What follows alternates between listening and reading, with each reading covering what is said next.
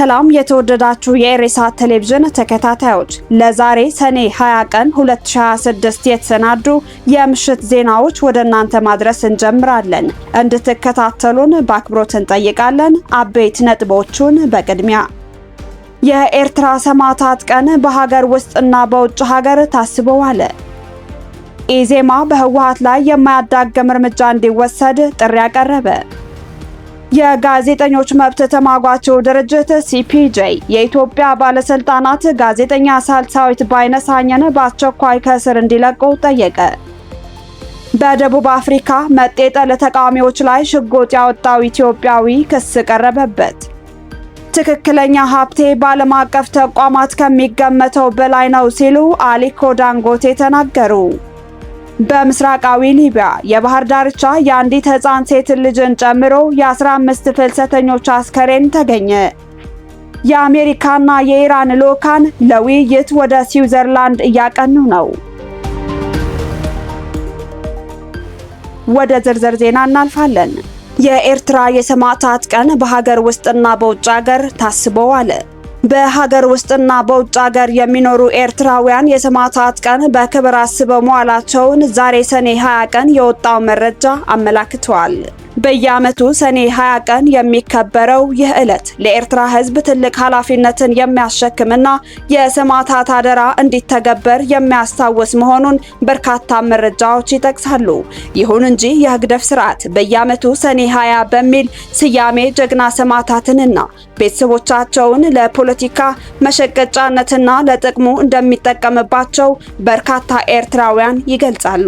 የሰማዕታት አደራና ቃል ሊረጋገጥ የሚችለው በኤርትራ ፍትህና ሰላም ሲሰፍን፣ ህገ መንግስት በተግባር ላይ ሲውል፣ እንዲሁም የዲሞክራሲያዊ ስርዓትና የህግ የበላይነት ሲረጋገጥ ብቻ መሆኑን ምሁራንና ተቃዋሚዎች ይናገራሉ። ህግደፍ ላለፉት 35 ዓመታት የኤርትራን ህዝብ በስቃይና በውርደት ውስጥ እንዲኖር ማድረጉን የገለጹት የፖለቲካ ተንታኞች አገሪቱን በጦርነትና በጦርነት ወሬ አዙሪት ውስጥ ዘፍቆ መቆየቱን ጠቅሰዋል። በመሆኑም ህዝባዊና ብሔራዊ ትግሉን በማፋፋም ቡድኑን ከስልጣን ኮርቻ ማውረድ ለኤርትራ ህዝብ ችግሮች ብቸኛው መፍትሄ መሆኑን ታጋዮችና ተንታኞች በአጽንኦት አሳስበዋል። ኢዜማ በህወሓት ላይ የማያዳግም እርምጃ እንዲወሰድ ጥሪ አቀረበ። የኢትዮጵያ ዜጎች ለማህበራዊ ፍትህ ኢዜማ መንግስት በህዝባዊ ወያነ ሓርነት ትግራይ ህወሓት ላይ ጠንካራ እርምጃ እንዲወስድና እርምጃው ከተጀመረም ከመንግስት ጎን እንደሚቆም በይፋ አስታወቀ። ዛሬ አንድ አፍታ በዘገበው ዘገባ የፓርቲው መሪ አቶ ኢዮብ መሳፍንት ከኤምቢሲ ቴሌቪዥን ጋር በነበራቸው ቆይታ መንግስት በህወሓት ላይ ለአንዴና ለመጨረሻ ጊዜ እርምጃ መውሰድ እንዳለበት አሳስበዋል። አቶ ኢዮብ በንግግራቸው መንግስት ህወሓትን በቃ ሊለው ይገባል ያሉ ሲሆን ይህ ጥሪ የትግራይን ህዝብ ከቡድኑ አፈና ለመታደግ ያለመ መሆኑ ገልጸዋል። እንደ ፓርቲው መሪ ገለጻ የትግራይ ህዝብ በአሁኑ ወቅት ክልሉን እንደ ስጋት ቀጠና እየተመለከተው ሲሆን የህዝቡ ተቃውሞ መገንፈልም ህወሓት ደጋፊ አልባ መሆኑን የሚያሳይ ነው ብለዋል። ይሁን እንጂ ይህ የኢዜማ ጥሪ በብዙዎች ዘንድ ከፍተኛ ትችት እየቀሰቀሰ ይገኛል።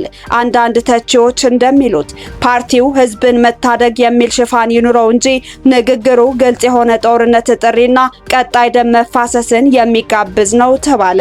የኢዜማን ወቅታዊ ጉዳይ የሚያሳየው ፓርቲው ከመንግስት ጋር በመሰለፍ ህወሓትን ለማዳከም ያለውን ቁርጠኝነት በግልጽ ያሳየበት መሆኑ ያመላክታል።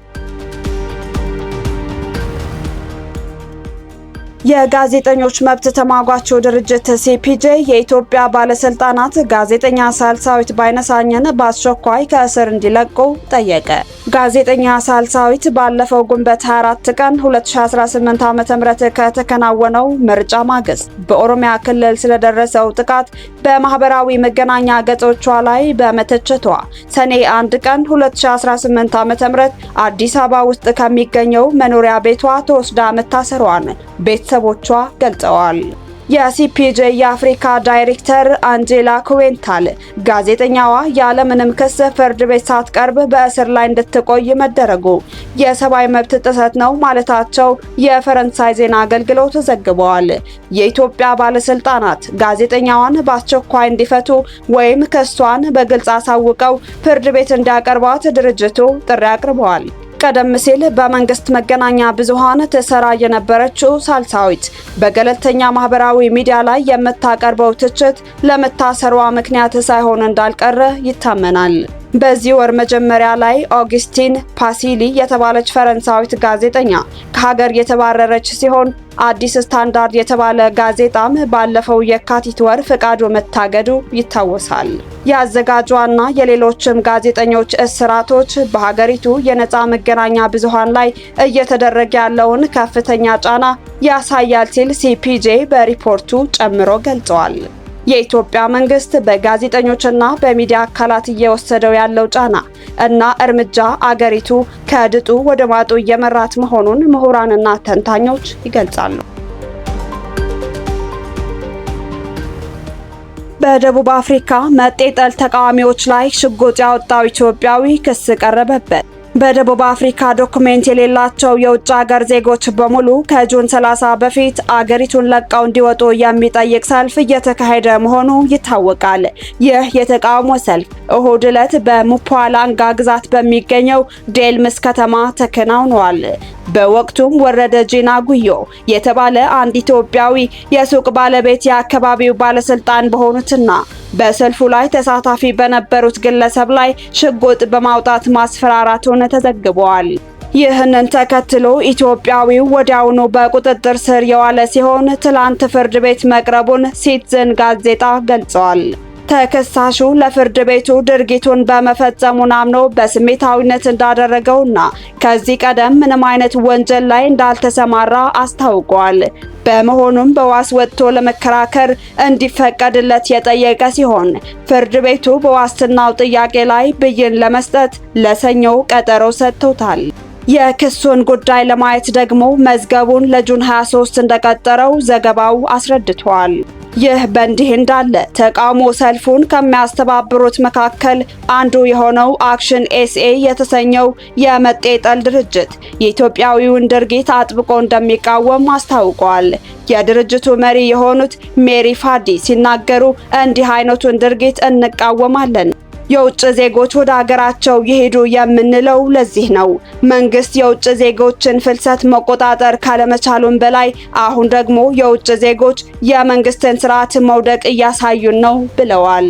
በሌላ በኩል የአፍሪካ ዲያስፖራ ፎረም ቃል አቀባይ ቦንጋኒ ሞካናንዚ ማንም ሰው ቢሆን በአመጽ በዛቻ በማስፈራራትና በወንጀል ድርጊት ውስጥ ከተገኘ የሚወገዝ ነው።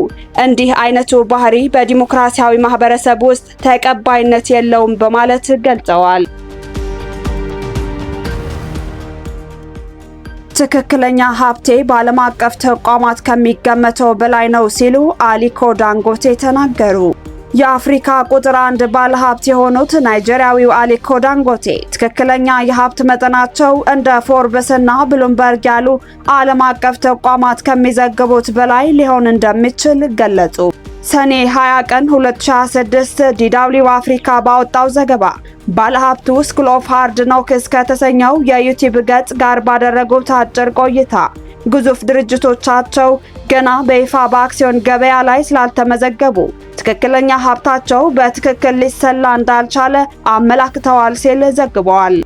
ዳንጎቴ ሲናገሩም ሰዎች 38 ቢሊዮን ዶላር ሀብት አለኝ ይላሉ፣ ነገር ግን አብዛኞቹ ድርጅቶቻችን ገና በገበያ ላይ ስላልተመዘገቡ ትክክለኛ ሀብቴ ከዚያም በላይ ሊሆን ይችላል ብለዋል። በዓመት ውስጥ ካገኙት ከፍተኛ ገቢ ጋር ተያይዞ በቀረበላቸው ጥያቄ ድርጅቶቻቸው በዚህ ዓመት የመጀመሪያ 3 ወራት ብቻ 10 ቢሊዮን ዶላር ገቢ ማግኘታቸውን በመጥቀስ የንግድ ግዛታቸውን ምን ያህል ግዙፍ እንደሆነ አስረድተዋል። በአሁኑ ወቅት የፎርብስ መጽሔት የዳንጎቴን ሀብት 30.6 ቢሊዮን ዶላር ሲገምተው ብሉምበርግ ደግሞ 35.6 ቢሊዮን ዶላር እንደሆነ ይገልጻሉ። ለወደፊት በምን መታወስ ይፈልጋሉ ተብለው ለቀረበላቸው ጥያቄም አፍሪካን ወደ ኢንዱስትሪ የመራ ሰው ተብዬ መታወስ ፈልጋለሁ ሲሉ ምላሽ ሰጥተዋል። በምስራቃዊ ሊቢያ የባህር ዳርቻ የአንድ ሕፃን ሴት ልጅን ጨምሮ በትንሹ የ15 ፍልሰተኞች አስከሬን ተገኘ። አስከሬኖቹ የተገኙት ፍልሰተኞችን የጫነች ጀልባ በሜዲትራኒያን ባህር ላይ መስመጧን ተከትሎ ነው ተብሏል።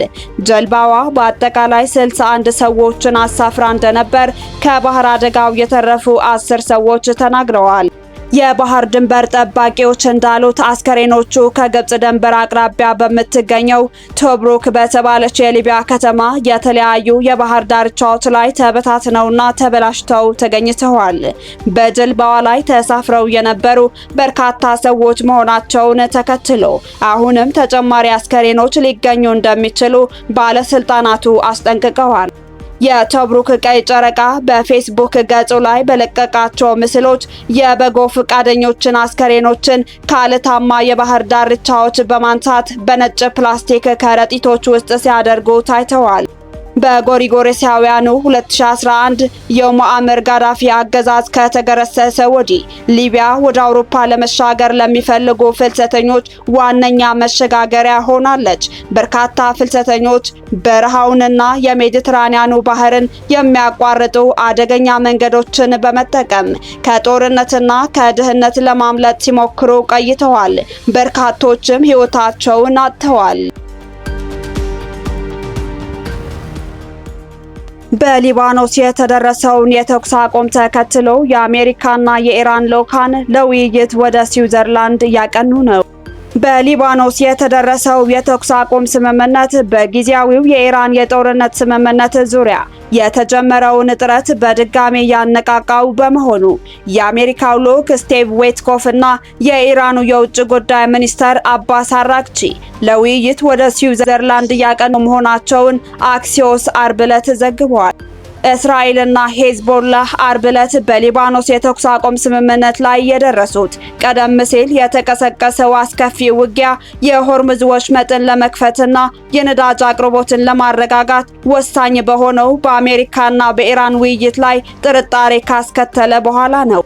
ይህ የተኩስ አቁም የተሰማው ዋሽንግተንና ቴሄራን ውጊያን ለማቆምና በኢራን የኒውክሌር መርሃ ግብር እንዲሁም ዘላቂ ስምምነት ለመፍጠር በሚያስፈልጉ ሌሎች ጉዳዮች ላይ ለመወያየት የ60 ቀናት የጊዜ ገደብ የሚሰጥ ባለ 14 ነጥብ የመግባቢያ ስምምነት በዚህ ሳምንት ከተፈራረሙ በኋላ ነው።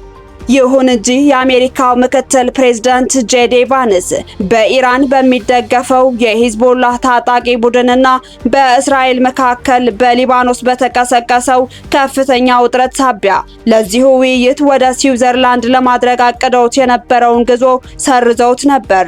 አሁን ላይ የተኩስ አቁሙ መተግበሩን ተከትሎ ስቲቭ ዊትኮፍ አስቀድሞ ስዊዘርላንድ ከሚገኘው የፕሬዝዳንት ዶናልድ ትራምፕ አማች ጃሬድ ኩሽነር ጋር ለመቀላቀል ወደዚያው እያመራ መሆኑን አክሲዮስ የገለጸ ሲሆን የኢራኑ አባስ አራግቺ በበኩላቸው ዛሬ ቅዳሜ ዕለት ወደ ስዊዘርላንድ ለመጓዝ ማቀዳቸውን አክለው አመላክተዋል። ይህ አዲስ ክንውን ሁለቱም ወገኖች ዘላቂ የተኩስ አቁም ስምምነት ላይ ለመድረስ ያለሙ የቴክኒክ ድርድሮችን ለመጀመር ፍላጎት እንዳላቸው የሚያሳይ ሊሆን እንደሚችል ተገምቷል። ዋይት ሃውስ የዊትኮፍን ጉዞ በተመለከተ ለቀረቡት ጥያቄዎች እስካሁን የሰጠው ምላሽ የለም። ውድ የኢሳት ቴሌቪዥን ተከታታዮች ለዛሬ ምሽት የተሰናዱ ዜናዎቻችን አበቃን። ቀጣይ እስከምንገናኝ መልካሙን ተመኘን። ሰላም።